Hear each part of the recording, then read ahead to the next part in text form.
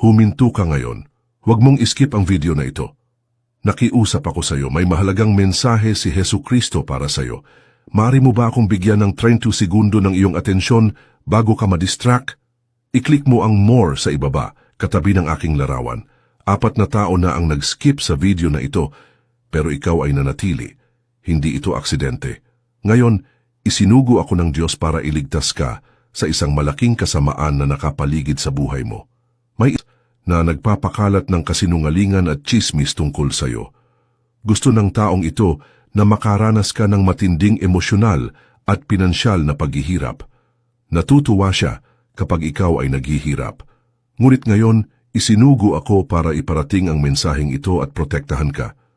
Kung nagdududa ka, patutunayan ko ito. I-share mo ang video na ito sa WhatsApp at tingnan kung sino ang ika-4 na tao sa iyong contact list. Ang unang letra sa iyong contact list. Ang unang letra ng pangalan ng taong iyon ay kapareho ng taong naiinggit sa iyo. May pananampalataya ka ba? Sabayan mo ako sa panalangin ito.